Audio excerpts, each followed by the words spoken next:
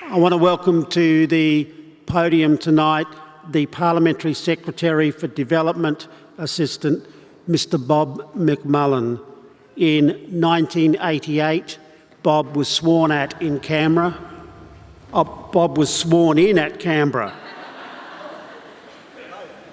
Bob was, well, he's a politician. He deserves to be sworn at, doesn't he?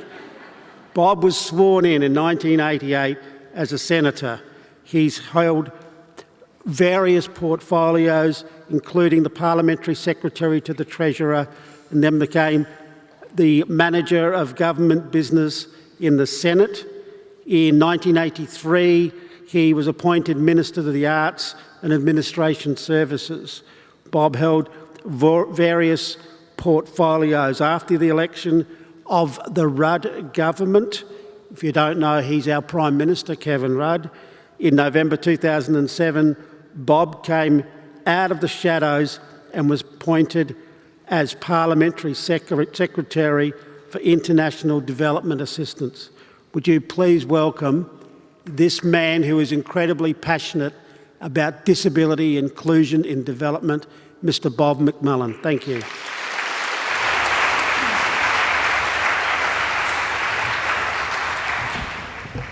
Thank you very much, Jim, and thank you to Rudely Interrupted. They teach us again and again that we need to focus not on the disability but on the ability, and thank you for the fantastic ability which you showed in that performance.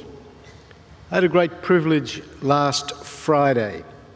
I was in Samoa and I had the opportunity on behalf of the Australian government to make a presentation of 320,000 Samoan tala, that's about 150,000 Australian dollars, to the Sanise School in Samoa, which is a school that has in place in Samoa the arrangements to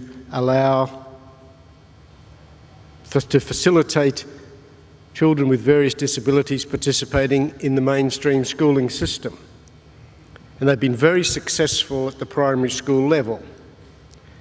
And this was a grant designed to create pathways for people with disabilities to go on to secondary school.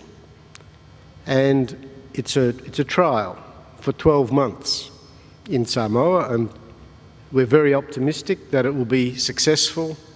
And if it is, it will become a bit of a benchmark that we will use and a model that we will use to strengthen educational opportunities for people with disabilities around the region, right through Asia and the Pacific. And that really struck me when I saw the children and the parents and the teachers and the volunteers and the educational department workers who'd all come together to make this event work. That I've spent a lot of time talking about the issue of disability and development, and I welcome and take every opportunity to talk about it, and I'm so pleased that this forum is here tonight about this subject because it's fundamentally important. But I realised how little I knew when I saw the lived reality of the people and the change, the transformation that was happening in the lives of the people before me.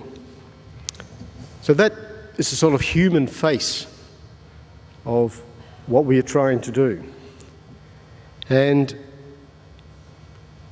it reminded me of the commitments we took to the election that Jim referred to when I got this job after the November 2007 election. Because at that election, in this area, we went forward with a commitment to increase the size of the aid budget and commitments in 4 particular areas. Commitments about climate change, commitments about water and sanitation, commitments about a debt-to-health swap, and commitments about people with disabilities in development. And I was very proud of those commitments, and I've been proud of being part of the process of implementing them. But we need to face the reality that the context in which we are doing it in 2009 is much harder than the context in which we put those proposals forward in the lead up to the 2007 election. Because the global financial crisis and its broader economic consequences are affecting the capacity of our developing country partners to provide resources for the programs and projects and proposals that we wish to see them undertake and that we wish to work with them on. And it is making it harder to win the debate in developed countries like Australia that we should continue to apply our taxpayers' dollars to these great international challenges. Not because it's hardening people's hearts, because I don't believe that's the case, but because it is confronting people with a stark choice that there are people in great need in Australia, people losing their jobs every day, people losing their houses in developed countries around the world.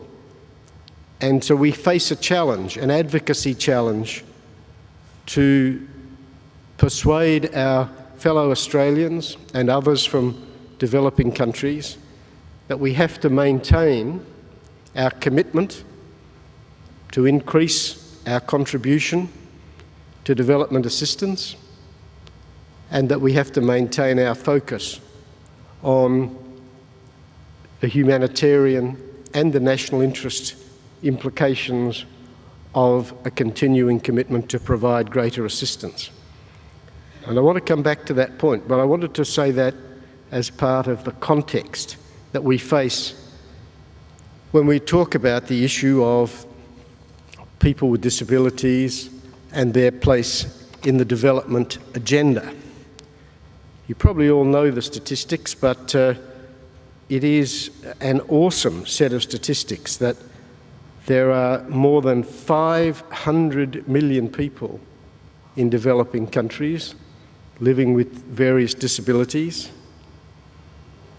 10% of the population, and they are beyond question the people who suffer the most deprivation as a consequence of their double disadvantage, of the denial of their rights and the lack of recognition of their legitimate aspirations about their future and their life and their right to make the most of their abundant skills and to seize the opportunities that even poor countries can provide, and more. And that's why we came with a commitment to bring the issue of people with disabilities to the centre of our international development assistance program, and then to become advocates to bring that issue to the centre of the global international development assistance debate. We've been greatly helped in that by the development of the UN Convention